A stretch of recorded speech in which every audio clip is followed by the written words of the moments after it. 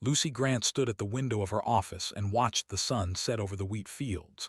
The golden light spread across the colony like a warm blanket, and for a moment she could pretend that everything was normal. Haven's Rest was a beautiful world. The soil was rich and the air was clean, and the people here had built something good over the past 40 years. 3,000 humans called this place home, and Lucy had been their administrator for the last 8 years. But nothing was normal anymore. The communication relays to Earth had been down for 6 months. Budget cuts, they had been told before the silence began. The central government had other priorities. Haven's Rest was too far away and too small to matter to the politicians back on Earth. Lucy had accepted this with quiet bitterness. They were forgotten people on a forgotten world. The door to her office opened and Daniel Pope walked in. He was a tall man with gray hair and tired eyes. 20 years ago he had served in Earth's military, but those days were long behind him. Now he led the colony's small security force, which was really just 12 volunteers with hunting rifles and good intentions. "They're still up there," Daniel said. He did not need to explain what he meant.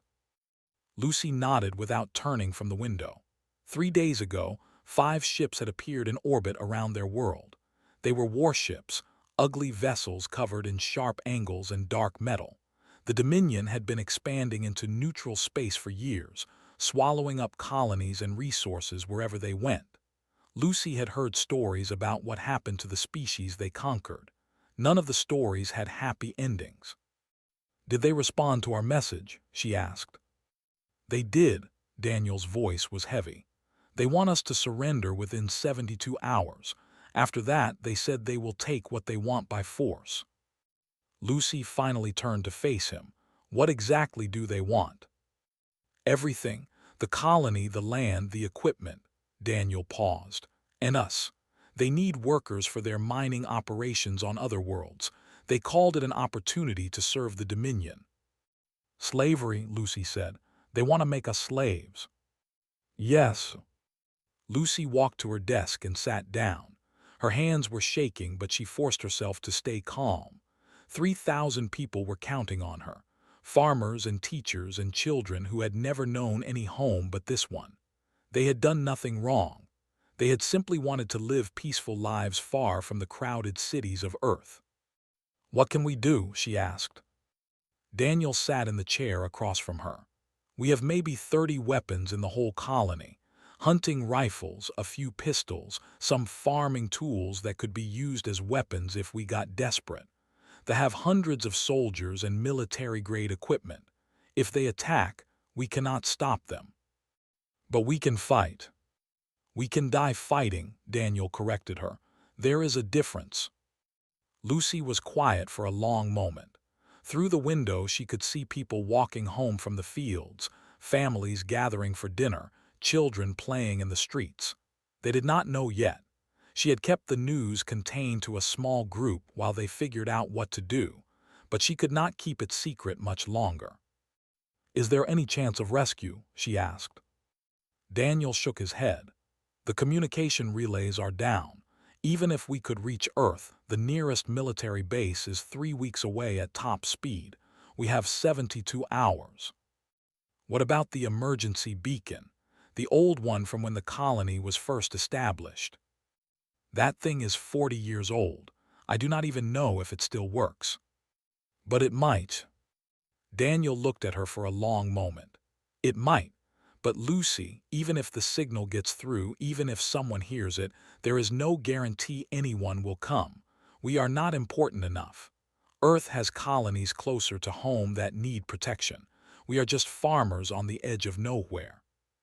Lucy stood up and walked back to the window. The last light of the sun was fading now, and the stars were beginning to appear. Somewhere up there, hidden in the darkness, they were waiting. "Send the signal," she said. "I know it probably will not matter. I know no one will probably come. But I want our people to know that we tried. I want them to know that we did not just give up." Daniel nodded and stood to leave. At the door he paused. "What do we tell everyone?" "The truth. Tonight, after dinner, we gather everyone in the community hall. We tell them what is happening and we let them decide how they want to face it. This is their home too. They deserve to have a voice." After Daniel left, Lucy stayed at the window for a long time. She thought about her husband, who had died 3 years ago from a farming accident. She thought about the dreams they had shared when they first came to this world, young and hopeful and full of plans. She thought about all the people who had trusted her to lead them. Far across the colony, in a small house near the edge of the settlement, a teenage boy named Nate was helping his younger sister Cora with her homework. Their parents were still in the fields, finishing the day's work. Nate was 17 and Cora was 12, and they had lived on Haven's Rest their entire lives. They did not know about the ships in orbit. They did not know that their world was about to change forever. Nate looked out the window at the darkening sky. "Looks like it will be a clear night," he said. "Maybe we can see some shooting stars later." Cora smiled. "I like shooting stars. They look like the sky is celebrating something."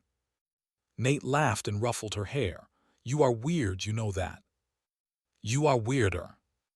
In the old storage building at the center of the colony, Daniel Pope found the emergency beacon exactly where it had been left 40 years ago. It was covered in dust and cobwebs, a relic from a time when Earth still paid attention to its distant children. He cleaned it off carefully and connected it to a power source. For a long moment nothing happened. Then, slowly, a small red light began to blink. The beacon was working. The signal went out into the darkness of space, a tiny cry for help from a forgotten world. Daniel watched the blinking light and wished he could believe that someone would hear it, but he had been a soldier once. He knew how the universe worked. Small colonies in remote sectors did not get rescued. They got conquered, or they got destroyed, or they simply disappeared, and no one ever spoke of them again. Still, the light kept blinking, and somewhere out there in the vast emptiness between stars, the signal flew on. The community hall was packed with people. Every seat was taken and many stood along the walls, their faces pale in the harsh overhead lights. Lucy Grant stood at the front of the room and looked out at her people. Farmers and mechanics, teachers and doctors, children holding their parents' hands, 3,000 souls who had trusted the universe to leave them in peace. She told them everything: the ships in orbit, the ultimatum, the 72 hours they had left before the attack would begin. She did not soften the truth or offer false hope. These people deserved honesty, even when honesty was cruel. When she finished speaking, the room was silent. Then, slowly, an old woman rose from her seat near the front. Her name was Tors and she was 89 years old, the oldest person in the colony. She had been one of the original settlers, arriving on Haven's Rest when she was just 49 years old with dreams of building something new. "I remember Earth," said, her voice steady despite her age. "I remember the stories they told about our soldiers, the drop Marines who could fall from the sky like angels of death, the fleet commanders who never left a human behind. Earth was fierce once. Earth was proud." "That was a long time ago," someone called from the crowd. "Earth does not care about us anymore." Shook her head. "Maybe, or maybe we just have not needed them until now. I choose to believe that somewhere out there someone heard our signal, someone is coming." Lucy wished she shared the old woman's faith, but she had to be practical. Whether help comes or not, we need to decide what we do in the meantime. They have given us a choice: surrender and become their workers, or resist and face their army. A young man near the back stood up. "What happens if we surrender? What kind of life would that be?" Daniel Pope answered this question. "The U's conquered species as labor for their mining operations. The conditions are harsh. Life expectancy is short. Families are often separated." He paused. "It is not living, it is just dying slowly." The room erupted in angry voices. People shouted questions and fears and demands. Lucy let them vent for a few minutes before raising her hands for silence. "We will vote," she said. "This is too big a decision for me to make alone. Everyone over the age of 16 gets a voice. The choice is simple: Do we surrender and accept whatever fate they give us? Or do we fight knowing we will probably lose? The vote was not close. Of the 2,000 adults eligible to vote, over 1,900 chose to fight. Even some of the children who were too young to vote stood and declared their intentions. Nate was among them, his young face set with determination that seemed too old for his 17 years. "I want to help," Nate told Daniel after the meeting. "I can shoot. My father taught me to hunt when I was 12. Give me a rifle and tell me where to stand." Daniel looked at the boy for a long moment. He saw courage there and fear, and the desperate need to do something rather than wait for death. He had seen that look before, long ago, in the faces of young soldiers heading into their first battle. "Find me tomorrow morning," Daniel said. "We have a lot of work to do." The next day, a shuttle descended from orbit and landed in the main square of the colony. The hatch opened, and out stepped a creature that made the watching humans step back in fear. Overseer was tall and covered in dark green scales. His eyes were yellow with vertical pupils, and when he smiled, he showed rows of sharp teeth. He wore military armor decorated with medals and symbols of rank. Lucy met him in the square with Daniel at her side. She forced herself to stand straight and meet his alien gaze without flinching. "I am Overseer of the Dominion," the creature said. His voice was deep and harsh, like rocks grinding together. "I come to accept your surrender." "We are not surrendering," Lucy said. Tilted his head, a gesture that might have been confusion or amusement. "You are refusing. That is unexpected and foolish." "Maybe, but this is our home. We built it with our own hands. We will not give it up without a fight." The commander laughed, a horrible sound that echoed across the silent square. "Fight? With what? I have seen your weapons. Primitive projectile devices meant for hunting small animals. My soldiers carry plasma rifles that can cut through steel. You have farmers and children. I have warriors who have conquered a dozen worlds." "Then you should have no trouble defeating us," Lucy said. "But you will pay for every inch of ground you take." Stepped closer, looming over her small human frame. "I have studied your species. You are soft creatures from a gentle world. You have no claws, no fangs, no natural armor. Your bodies are weak and you are short. I do not understand why the universe allowed you to survive this long." Lucy did not back away. "Maybe you do not understand us as well as you think." "I understand enough. I have conquered 3 human colonies before this one. None of them fought. They begged and cried and surrendered within hours of our arrival. Your species has no warrior spirit. You are prey animals pretending to be predators." "Those colonies were small outposts with no military training," Daniel spoke for the first time. "I am a former soldier of Earth's military. I know how to fight, and I will teach these people everything I know." Turned his yellow eyes to Daniel. For a moment something flickered there, a brief flash of interest. "A soldier? How interesting. It has been a long time since I faced an opponent with any skill at all. Perhaps this will not be completely boring." He turned and walked back toward his shuttle. At the ramp he paused and looked back. "You have 50 hours remaining. I suggest you use them wisely. When the time comes, I will give the order to attack. My soldiers will sweep through your pathetic defenses in minutes. Anyone who resists will be killed. Anyone who survives will wish they had died." The shuttle lifted off and disappeared into the sky. Lucy and Daniel stood in the square, watching it go. "He is right, you know," Daniel said quietly. "We cannot beat them, not in a straight fight." "I know," Lucy said, "but at least we will face them on our feet instead of on our knees. That has to count for something." Across the colony, people began to prepare. They built barricades from farming equipment and furniture. They dug trenches and foxholes in the soft earth. They practiced shooting at targets until their shoulders ached from the recoil. Nate and Cora worked alongside the adults, carrying supplies and passing messages, and doing whatever was asked of them. And somewhere in the cold darkness of space, moving faster than light itself, a signal continued its journey toward Earth. It had already traveled millions of miles.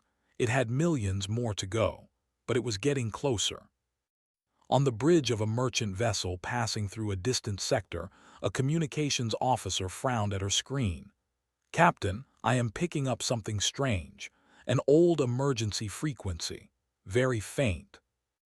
The captain walked over and listened to the signal. His face went pale. "That is a colonial distress beacon, the old kind from before the budget cuts. Someone is in serious trouble." "What do we do?" The captain was already reaching for his own communication console. "We relay this to Earth. Right now. Fleet Command needs to hear this immediately." The signal flew on, carrying with it the desperate hope of 3,000 people who expected no rescue. Admiral Grace was reviewing fleet deployment reports when her aide burst into her office without knocking. This was so unusual that she knew immediately something serious had happened. Lieutenant Park was a calm and professional young man who never broke protocol without good reason. "Admiral, we just received an emergency relay from a merchant vessel in the outer territories. A colonial distress beacon from Haven's Rest in the sector. The colony is under threat from an occupation force." Grace was on her feet before he finished speaking. How long ago was the signal sent? Based on the timestamp, approximately 36 hours ago. The merchant vessel picked it up by chance and relayed it to us immediately. "How many people are in that colony?" 3,000, Admiral. Mostly agricultural workers and their families." Grace walked to the window of her office and looked out at the gray surface of the moon stretching toward the horizon. Luna Base was the heart of Earth's military operations, home to the greatest fighting force humanity had ever assembled. And somewhere far away, 3,000 of her people were waiting to die because they thought no one was coming. "Get me Major," she said, "and prepare the Iron Valor for immediate departure." 20 minutes later, Grace stood in a briefing room facing 200 of the most dangerous warriors in the galaxy. The 7th Drop Marines, also known as Heaven's Fist, were seated in perfect rows, their faces calm and attentive. They were men and women from every corner of Earth, united by their training and their dedication to a simple principle: no human would ever be abandoned. Major stood at the front of the room beside Grace. He was a large man with a shaved head and eyes that had seen too many battles. 3 silver scars ran down the left side of his face, souvenirs from a blade during a rescue mission 5 years ago. He had killed the alien who gave him those scars. He had also saved 47 colonists that day. "Listen up," Grace said, and the room went silent. "We have a colony in trouble, Haven's Rest sector. 3,000 civilians facing an occupation force. The colony sent a distress signal 36 hours ago. By the time we arrive, they will have been under siege for approximately 12 hours." She pressed a button and a holographic display appeared, showing the planet and the ships in orbit. "Intelligence suggests 5 warships, standard Dominion configuration. Ground forces unknown but estimated at 300 to 500 soldiers. The colonists have no military equipment and minimal defensive capabilities." A Marine in the front row raised her hand. Sargent was a veteran of 6 rescue operations, a small woman with dark hair and quiet confidence. "Rules of engagement, Admiral. They have committed an act of war against Earth citizens. You are authorized to use whatever force is necessary to protect those colonists and neutralize the threat. I want that colony secured and those people safe. Everything else is secondary." Major stepped forward. "The Iron Valor will exit hyperspace behind the planet's moon to avoid immediate detection. We will have a narrow window to launch before they realize we are there. Drop pods will put us on the ground fast and hard. Once we hit dirt, we spread out and engage any hostile forces we encounter." He looked at his Marines with something that might have been pride. "These people think no one is coming for them. They think Earth has forgotten them. They are wrong. We are going to remind the galaxy what happens when you threaten human lives." The Marines responded with a single unified shout that echoed off the walls. It was not a word exactly, more like a battle cry that spoke of centuries of warfare and sacrifice and unbreakable bonds. 2 hours later, the assault carrier Iron Valor broke orbit around the moon and engaged its faster-than-light drive. The ship was a beast of war, carrying enough firepower to level a city and enough Marines to take one. Beside it flew two destroyer escorts, the Swift Justice and the Cold Resolve. Together they cut through the fabric of space toward a distant star system where 3,000 people were running out of time. In the crew quarters of the Iron Valor, Corporal Pete sat on his bunk and wrote a letter. This was tradition among the drop Marines, something they did before every combat mission. The letter would be sent to his family only if he did not come back. "Dear Mom and Dad," he wrote, "by the time you read this, something has gone wrong. I want you to know that I chose this life. I chose to be the one who drops from the sky when people need help. I chose to be the one who stands between innocent people and the things that want to hurt them. I am not afraid. I am proud."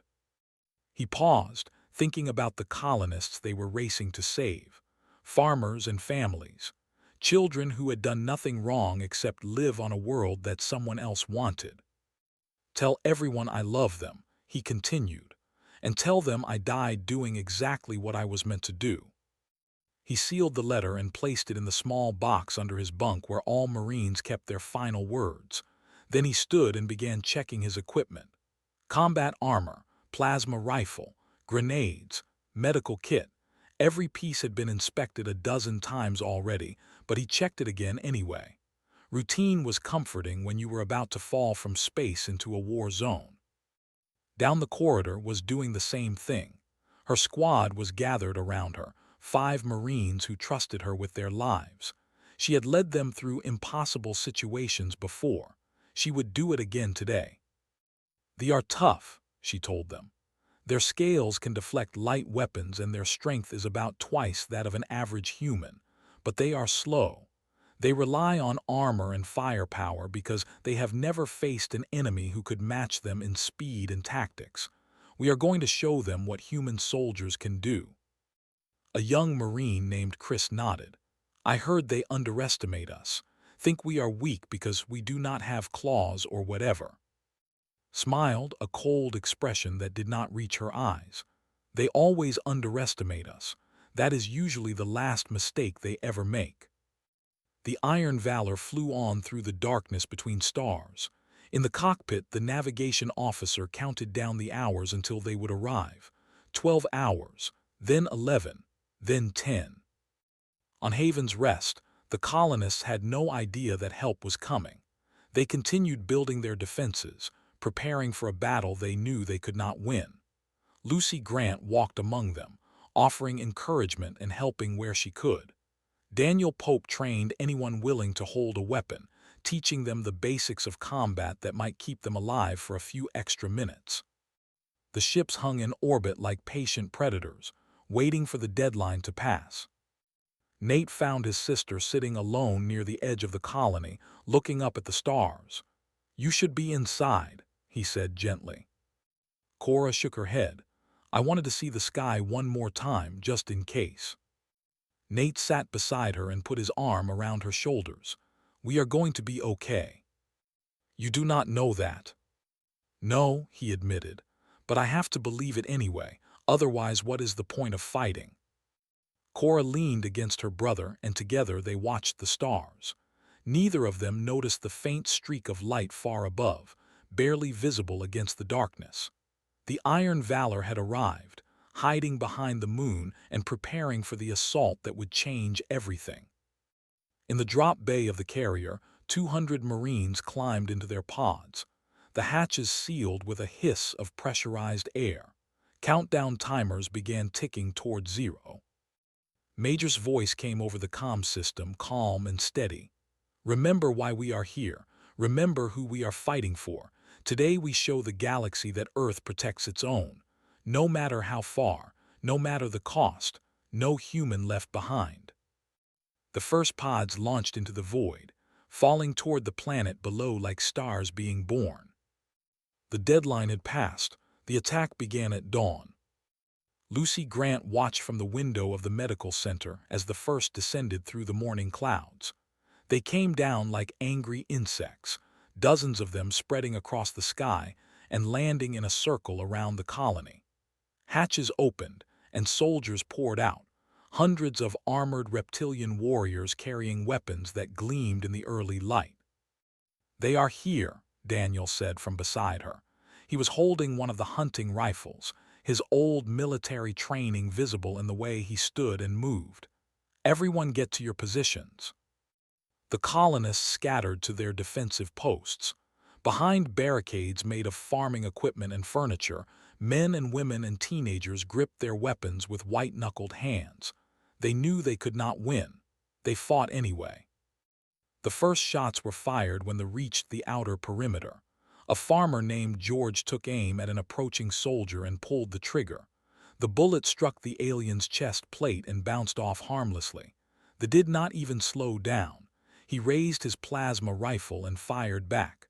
George died instantly. More gunfire erupted across the colony. The colonists fought with everything they had, but it was not enough. They moved forward steadily, their superior weapons cutting through barricades like paper. Bodies began to fall on both sides, though the human losses far outnumbered the alien casualties. Nate was positioned near the community hall with 4 other young volunteers. He had fired his rifle 6 times and hit nothing. His hands were shaking so badly he could barely aim. Beside him, a girl his age named Jenny Cole was crying as she tried to reload her weapon. "We have to fall back," someone shouted. "They are breaking through on the west side." The defenders began retreating toward the center of the colony, giving ground step by step.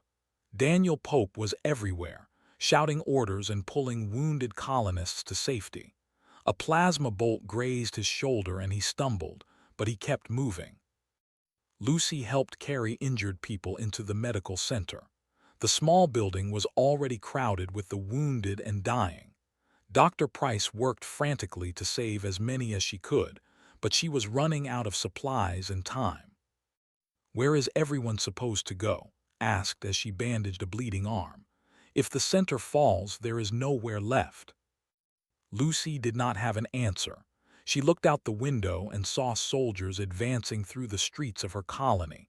They were so close now, minutes away from overwhelming the last defenses. Then she heard something, a distant sound like thunder but different. She looked up at the sky and saw nothing but clouds.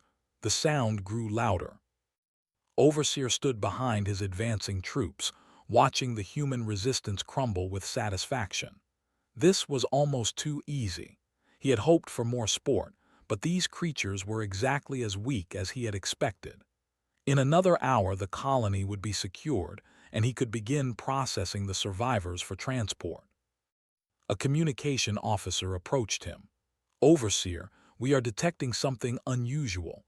Multiple contacts entering the atmosphere at high velocity." Frowned, "What kind of contacts?" Before the officer could answer, the sky split open. 200 streaks of fire tore through the clouds, screaming downward like the wrath of an angry god. The soldiers looked up in confusion as the objects grew larger and larger. Then the first drop pod slammed into the ground near the eastern perimeter, with an impact that shook the earth. The pod cracked open and a figure emerged. It was human, but not like any human they had seen before. This one was covered head to toe in advanced combat armor, carrying a plasma rifle that matched their own. The figure raised its weapon and began firing with terrible precision. More pods crashed down across the colony. Marines poured out of them, immediately engaging the nearest forces. The aliens, caught completely off guard, scrambled to respond. Lucy Grant stared out the window in disbelief. "What is happening?" Daniel appeared beside her, blood running down his wounded shoulder but a fierce grin on his face. "Those are drop Marines. Earth sent the drop Marines." "They came," Lucy whispered. "They actually came." In orbit, the Iron Valor emerged from behind the moon and opened fire on the fleet. Admiral stood on the bridge, watching her tactical display as the battle unfolded. "Target their command ship first," she ordered. "I want flagship disabled, not destroyed. We are going to need prisoners."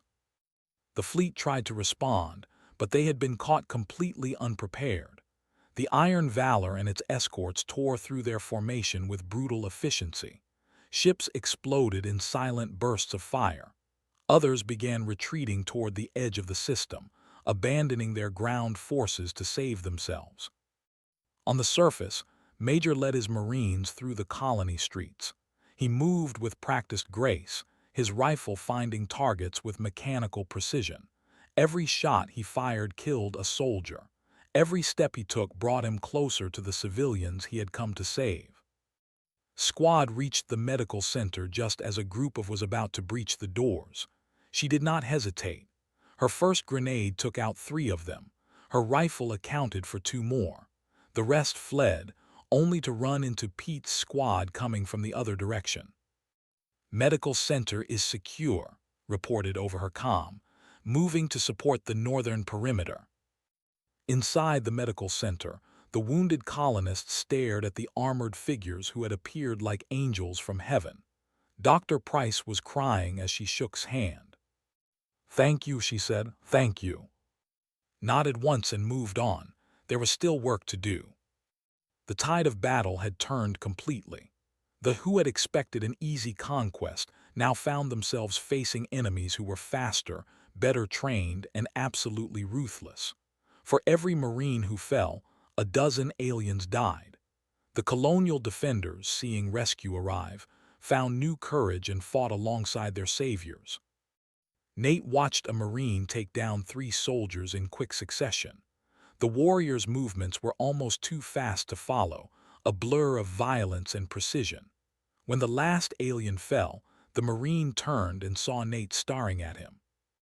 "You okay, kid?" the Marine asked.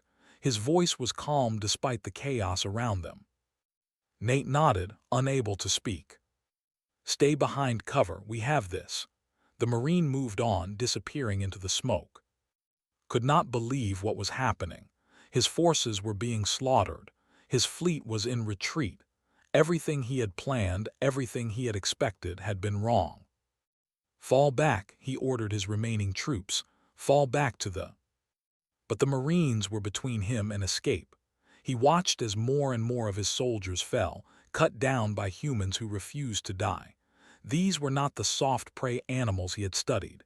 These were predators, killers, warriors who dropped from the sky and fought with terrifying skill.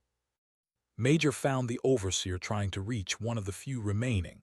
The alien saw him coming and raised his weapon, but was faster. A single shot disabled the plasma rifle. A second shot shattered his knee armor, dropping him to the ground.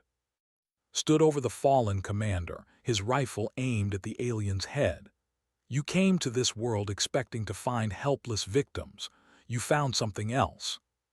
Stared up at him with yellow eyes full of something that might have been fear. "What are you?" "We are human," said, "and you just learned why that matters." The battle was over. The forces had been destroyed or captured.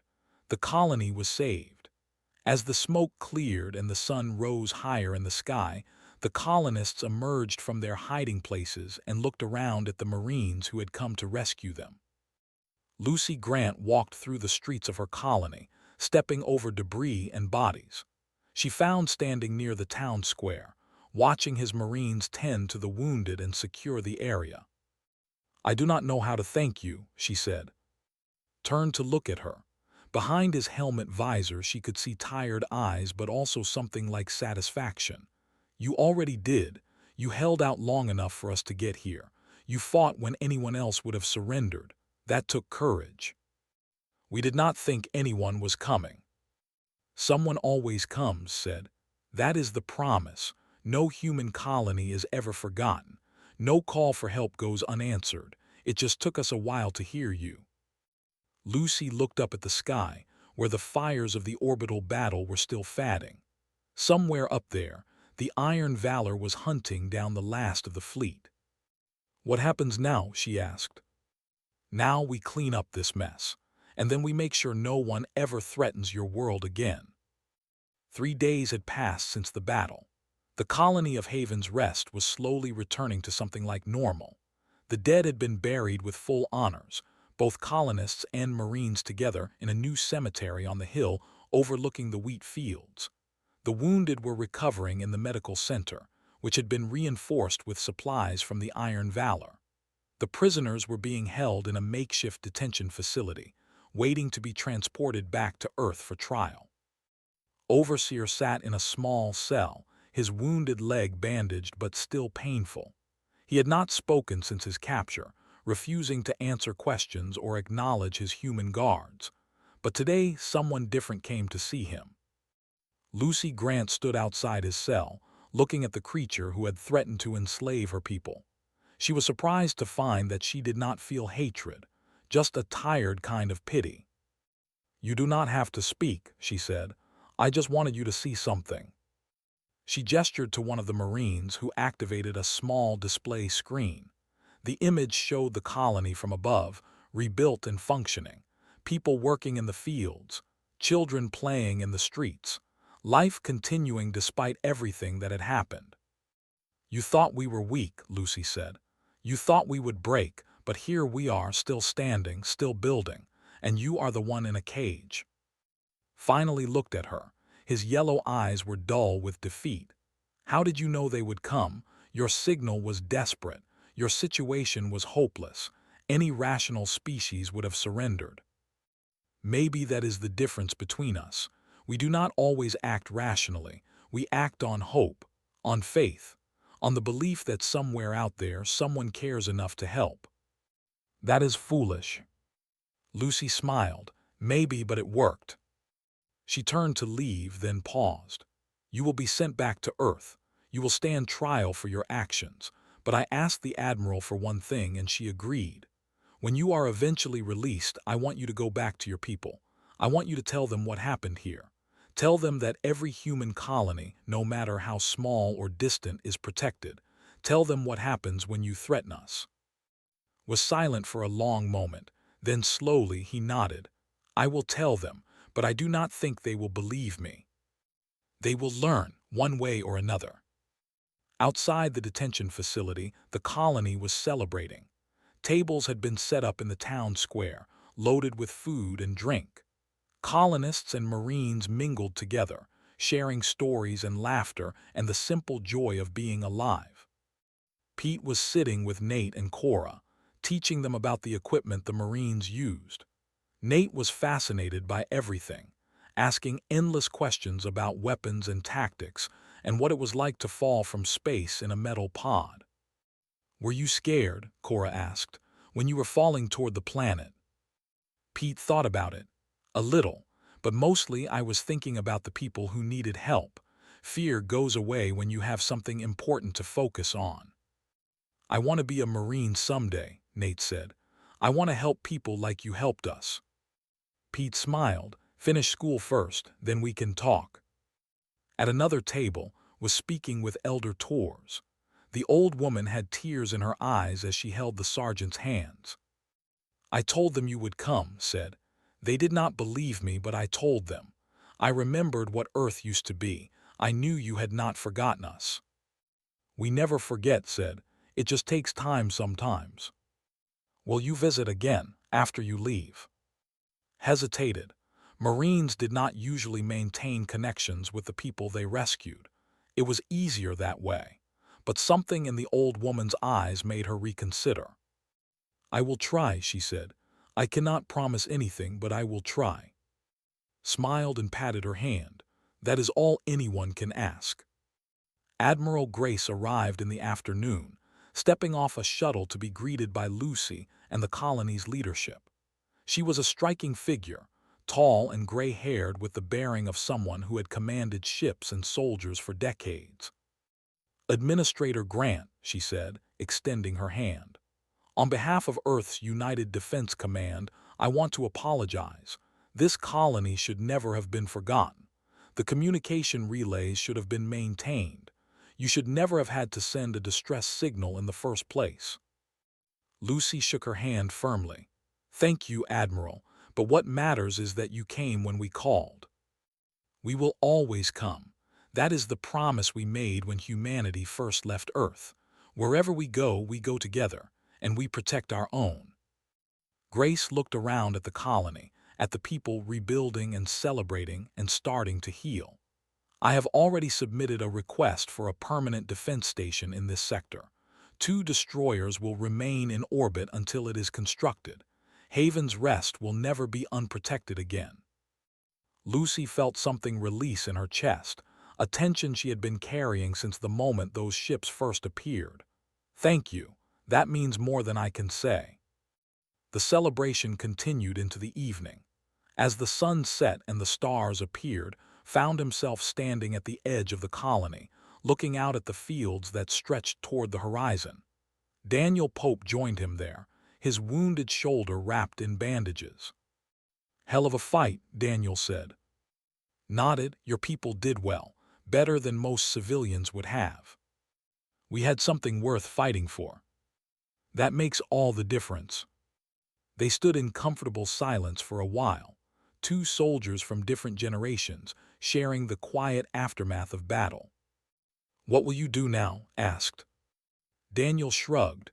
"Rebuild, plant new crops, raise the next generation." He looked back at the colony, at the lights glowing warmly in the growing darkness. "This is my home. I fought for it once. I will fight for it again if I have to." "Hopefully you will not have to." "Hopefully." The next morning, the Marines prepared to depart. They gathered in the town square for a formal farewell, 200 warriors standing at attention while the colonists lined the streets to say goodbye. Major addressed the crowd one final time. "What happened here will not be forgotten. The story of Haven's Rest will spread across the galaxy. Other species will hear how a forgotten colony held out against impossible odds, how ordinary people stood and fought when they had every reason to surrender, how Earth answered the call." He paused, looking at the faces of the colonists. "You are not ordinary anymore. You are heroes, and the universe will remember you." The Marines boarded their shuttles and lifted off, rising through the atmosphere toward the waiting Iron Valor. The colonists watched them go, waving and cheering until the ships disappeared into the blue sky. Lucy stood with Daniel and the children as the last shuttle vanished from sight. "Do you think we will see them again?" Cora asked. "I hope so," Lucy said. "But even if we do not, we will always remember what they did for us." In the weeks that followed, the story of Haven's Rest spread across the galaxy. Merchant ships carried the tale to distant stations. News feeds broadcast the images of Marines falling from the sky. Other species heard how the humans had come to save their own, crossing impossible distances at impossible speeds because one small colony had asked for help. The Dominion quietly removed all human-occupied systems from their expansion plans. Other aggressive species did the same. The message was clear: threaten a human colony and face the consequences. On a dozen worlds, in 100 stations, in countless ships traveling between stars, beings of all species looked at humans differently now. They had always known that humans were clever and adaptable. Now they knew something else.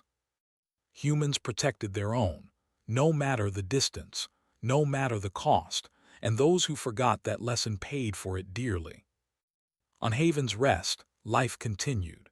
The wheat grew tall in the fields. Children played in streets that had once been. New buildings rose where old ones had fallen. And on clear nights when the stars filled the sky, the people of the colony looked up and knew they were not alone. Somewhere out there, watchful eyes were keeping guard. Somewhere out there, warriors waited to answer the next call for help. And somewhere out there, the memory of the day the sky caught fire would never be forgotten. Earth had remembered its children, and the galaxy had learned what that meant.